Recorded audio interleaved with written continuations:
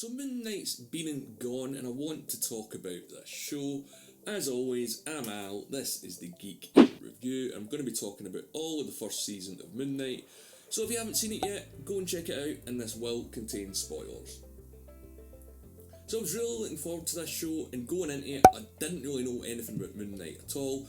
I kind of wanted to learn the basics. I worked out that he was Batman and the thing with the personalities, but in the comic books it's just, people he pretends to be rather than aspects of his personality to begin with. But I'll get to that in a minute. But the one thing I was really looking forward to this show was Oscar Isaac. I've been a huge fan of his since Ex Machina.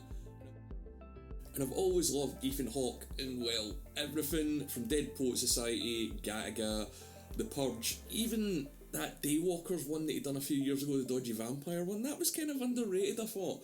But yeah, I thought these were absolutely fantastic choices and really exciting going into a new Marvel show with a character who, let's be honest, most comic book fans weren't even particularly familiar with, let alone the general public. So what do I mean by that? Well, Moon Knight has been around for decades, but there's never been a live action or animated adaptation. So this is the first time we're getting a look at him, and like I say, he wasn't a hugely popular comic book character until sort of recently. Didn't really become that interesting. The Jeff Lemire run of Moon Knight did heavily influence this show, but apart from that, as always, Marvel are playing it fast and loose with their adaptations. And part of this is to give their own unique spin on it, and part of it is just to make the story work, because not everything in comic books are now going to fit in with the 10 plus years of canon that we've had in the MCU. And by this stage we know we're not going to get direct comic book adaptations, even if the titles, things like Civil War and Infinity War, it's just going to be a rough adaptation or just using at least quite a few heavy plot points from those stories to put them into the MCU. But anyway, so I wasn't sure what to expect about this in the first episode with the fish stuff and being chained to the bed. That got me interested straight away. You're like, what the hell is going on with this guy? Why is he living this way? And although he seems to be sort of generally carefree, you get the impression that something just doesn't sit right with Stephen, with other people. He doesn't really seem to fit in. He's always not, either late or not on time, to the degree that he misses a date, that tragic steak time bit that was getting memed for the first week. But then the end of the first episode grabs you straight away when Marc and Moon Knight show up. And yeah, the first two episodes felt very much like the Christopher Nolan film Memento, which I think the writers and the director on this have said was one of the inspirations for the show. But the sort of flashing between the personalities initially when they're not really getting on or they're not really sure, or Stephen, I should say, is not really sure of what's going on, was pretty good, and it just got consistently better over the season. I mean, the last episodes when they're switching back and forth every second was absolutely mind-blowing, and Oscar Isaac should be up for every award because of this show. And straight away you notice how strong his performance is. He's nailing it. Talk more about the initial switches before he knew what was going on, but straight away you realise that Oscar Isaac is nailing it. The bit when he's talking between, or all the bits when he's talking between the two characters, and the bit when he switches are absolutely brilliant. Even during bad CGI car chases as well, which, let's be honest, as good as this show looked, there was some dodgy CGI throughout it. But it was the ending of the first episode that really sucked me in when he was hammering the jackal. Wish that there was sort of more of these weird beasts in there. I mean, sure, we get things like mummies, but the whole chasing you down the corridor thing, that's a classic fear that we all have, and it was executed really well in the early episodes of this show. And I'll be honest, I don't think enough people were talking about the horror aspects of this show, because the first two were very dark, and certainly this has been the most violence we've seen in the MCU up until, if you've seen it, spoiler alert, Doctor Strange. That was pretty bloody. But the violence in here, when Moon Knight does show up, he doesn't waste any time in dispatching people. But yeah, going on to weird beasts and the Egyptian gods, I wasn't sure how the whole Egyptian gods thing was going to fit into the MCU, and to be honest, I'm still not. I've got some theories on that, and I'll get to them at the end of the video. And I didn't expect them to lean into it so much, or at least so much straight away, and for it to get so weird. But after they've introduced the god of thunder, mischief, a few other ones, the Guardians of the Galaxy stuff, and Thanos, the MCU can afford to be a little weird, and sometimes we've got to appreciate that. I don't think enough people realise or think about, well, yeah, it's just going to fit in now, because of course it is. But yeah, I absolutely loved it. Sure, Khon's an absolute dick, but when he's knocking the shit out of the giant crocodile in the last episode, I'm all in for that. I like Khon. I like that he's very manipulative. I like that he's not a good guy. We get bits of it in this show, but in the comic books it goes into it a little bit more detail, I think. And yeah, I'm going to mention what I think is going to happen with Season 2 and the villain, because I think Khon could play a huge role in that.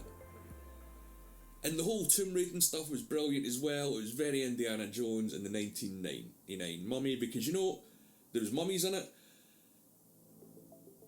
But one thing that bugged me is they never really explained how any of this worked. Why did the gods just leave? Where did they get their powers? I mean, I don't think Khon was just born like that. So with the whole gods things in Marvel, because we're getting Gore the God Butcher in the next Thor film, and the Eternals are sort of gods, Marvel's really leaning heavily into this, and I just wonder how it's all going to come together. And the Khon and Marc and Steven stuff was great, but one thing that was mentioned in the first episode or two is that Harrow used to be Khon's avatar, and I thought we were going to at least get one flashback scene of this, and I'm surprised we didn't actually see anything. That whole relationship dynamic would have been a good one to explore, but when you've got a guy with a few personalities, a girlfriend, a god in his head, and all that stuff, it is a lot to fit in. Now, I haven't really mentioned Layla in this video yet because I kind of feel conflicted. She's a good character, and I did really like the actress, but she didn't really get much to do in the show at all. She didn't really get any development, is sort of what I mean, from when she showed up to the bit that happened at the end. Not a lot went on with Layla. Like, you know, I've got a lot of questions. When did she marry Marc? Did he meet her, then kill her dad, or kill her dad and meet her? Because either way, that seems odd. It's all very confusing. So yeah, I think Layla was sort of undersold in this. You know, it's kind of set up that she could come back, and certainly what they were doing with her was better than we got in Wonder Woman 1984, I'll say that. But yeah, on to Harrow, and maybe the best villain that the MCU has had in a while that's not CGI. Yeah, do you remember human villains in the MCU? Anyway, as I said, Ethan Hawke nailed it, and Harrow's presence, especially in the last episode, where he's willing to die for his belief because he knows that he's not a, you know, pure guy. He's willing to fall on his own sword, and yeah, I love this guy. Villains that die hard on their beliefs are the absolutely most deadliest ones you've got to worry about. But any scene outside this sort of thing, or anything where he's not talking to Marc or Steven, is kind of dull. He's just walking in a desert, or he's on his way to a desert. And I know it's another TV show, and it's just another case of Marvel wasting its villains, but I'd like to see him come back, and obviously that's not going to happen now.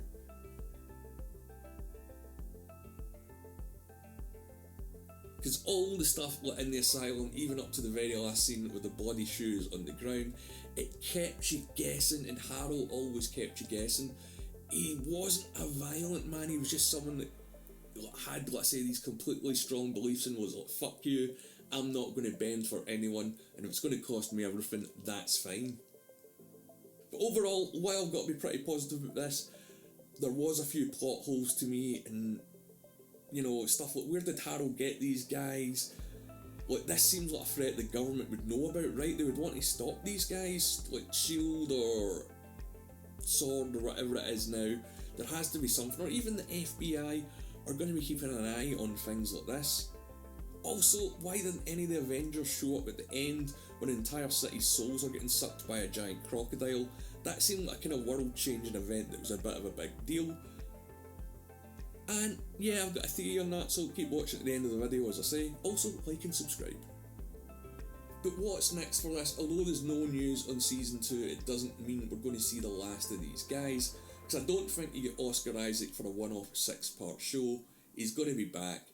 And what do I mean by that? Well, later on in the year, we're getting Werewolf by Night, and we know that we're already getting Blade as well coming soon. And Moon Knight is tied pretty closely to both those characters in the comics, but that's for another video. But if they do get a Season 2, what do I think might happen? So let's talk about the end of season 1. We meet the third personality, Jake, in the big reveal, and for a lot of reasons. A third personality was teased throughout the show, but neither Stephen or Marc was aware of Jake. So what I'm thinking along the lines of this is, if Stephen is the angel on Marc's shoulder, Jake must be the devil. We don't really know that much about him, other than he's really good at killing, and having, well, yourself or an aspect of yourself as a villain would be a really interesting direction for season 2. And we know that Oscar Isaac can switch between personas with skill and ease, so the guy is fucking nail. I would love to see Jake and Khon go up against Marc and Stephen, or Stephen and Marc go up against Jake and Khon, whichever way you want to look at it. That would just be such a thrilling plotline, because not knowing what you're up to would get more of the flashes, more of the interruptions, and hopefully we'd get to see what Jake looks like in the Moon Knight suit, because Marc's got his own version, Stephen's got his own version, so what does Jake look like in that? Now, as I said throughout the video, I've got a few theories on Moon Knight, and one of them, and it's probably quite a popular one, is that this is an alternative reality or a variant or whatever you want to call it. Because none of the Avengers show up, as I mentioned, to these world-changing events. None of the events or the MCU or the characters of the MCU are really at all referenced. And when you think about it, the snap has only recently happened here. So why does no one talking about that? You think that would have come into play, that someone is going to mention it. It's been pretty much consistently mentioned in every other Marvel show up until now.